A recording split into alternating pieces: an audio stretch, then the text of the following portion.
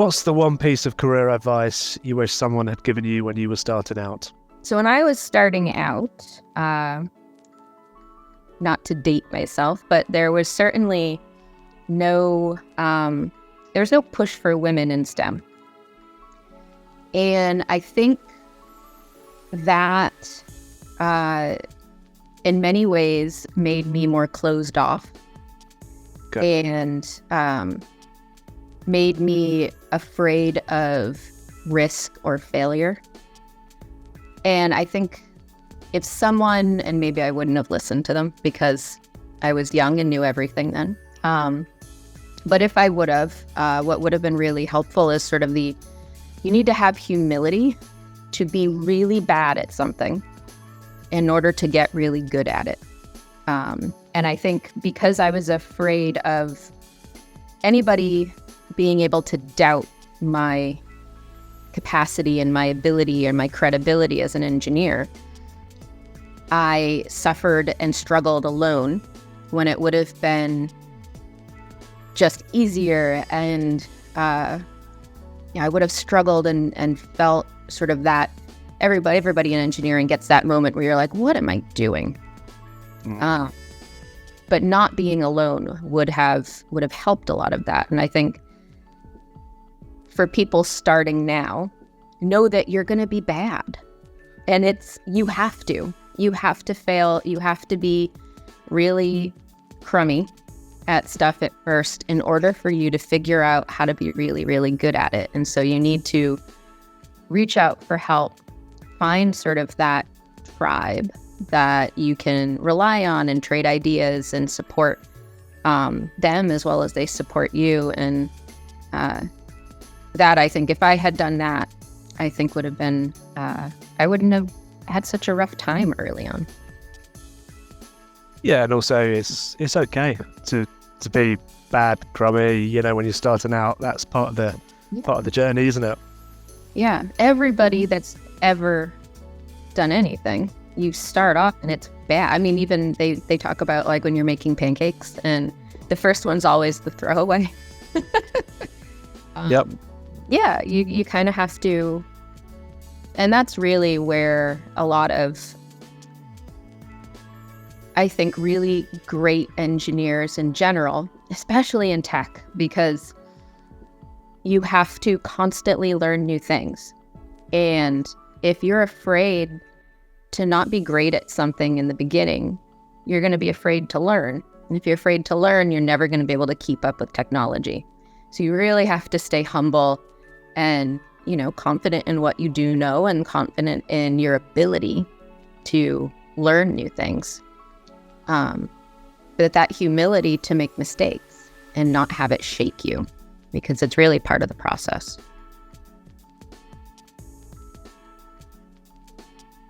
Can you share a pivotal moment in your career journey that's had a significant impact?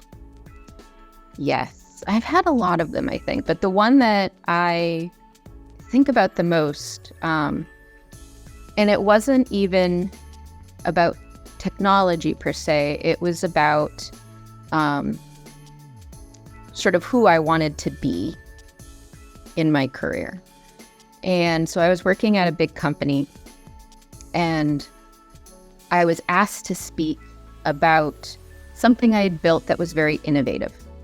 And what they wanted me to do was get up and tell everybody how to be innovative. And instead, what I did was I got up there and I told everybody why I had no business solving the problem that I solved. And I told them all the reasons why I shouldn't have succeeded at it.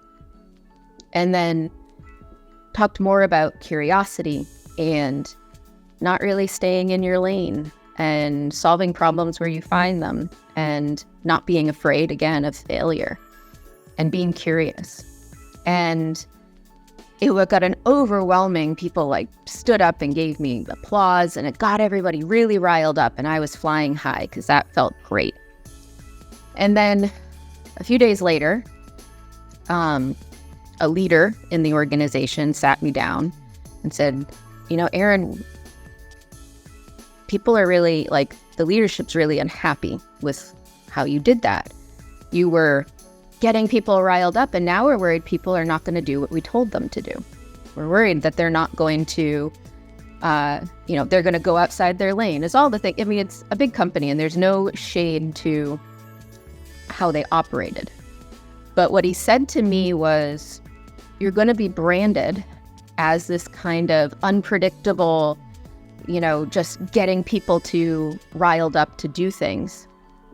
And it struck me at that point. I said, but that is my brand. That is what I want to be. That is what I like. That is what I love. And not everybody is going to be okay with that. Not every company is going to buy into that type of leadership. But that isn't going to change who I am and what I think my calling is. And so that, to me, I was like, all right, now I understand. And instead of trying to fit into what I thought everybody wanted me to do, instead, I realized that what made me different was going to be, I was going to market it as my competitive advantage. And I deeply feel, I say this sometimes to my mentees, is that in order to feel that you are, in order to really set yourself apart, you have to be courageous enough to show how you're different. And that's really scary, to not fit in and actually show all the ways in which you do not match the crowd. But that is what's going to set you apart. And that situation was really what had sort of changed how I looked at things and changed where I wanted to focus. Brilliant. I love that story. So about prying too much, did you end up staying with that organization for too much longer post that talk, or? I stayed with them for quite a while. Okay. Again, like I really, really enjoyed my time there. And I really respected all the people I worked with. And I just realized that the kind of person I was did not match a lot of what those types of companies, like these large enterprises that were very risk averse and very much, they kind of wanted innovation, but they weren't comfortable yet with change, with a little bit of ambiguity. And that's all the things that come with innovation.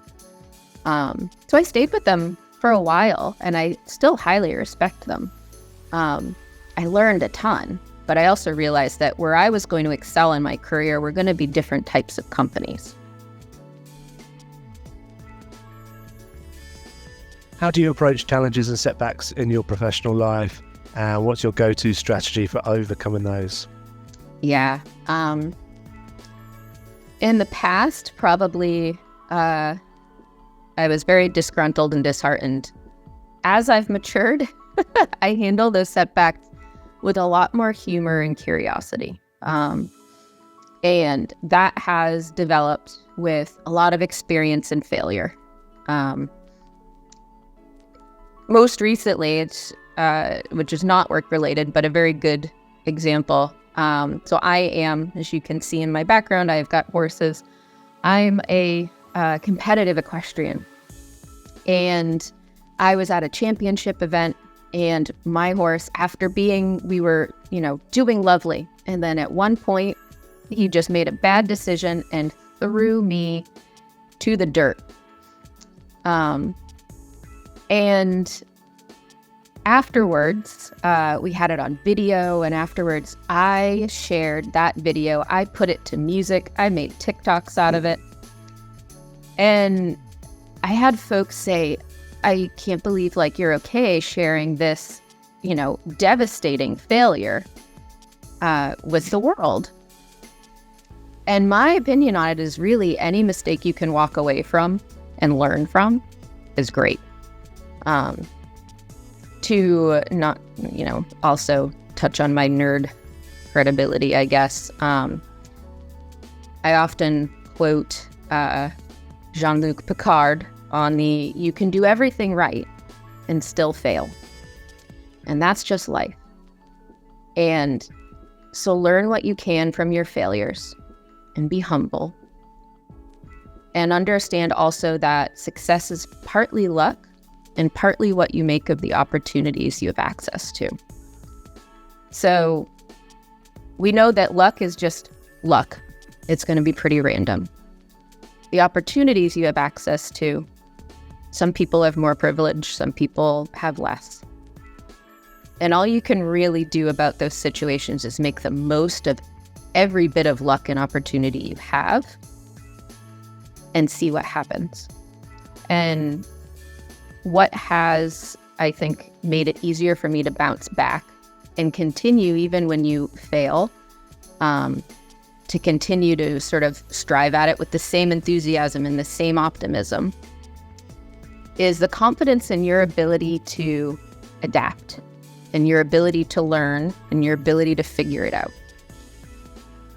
Where I see people flounder a little bit is in the ability to having too much confidence in their ability to make the right decision.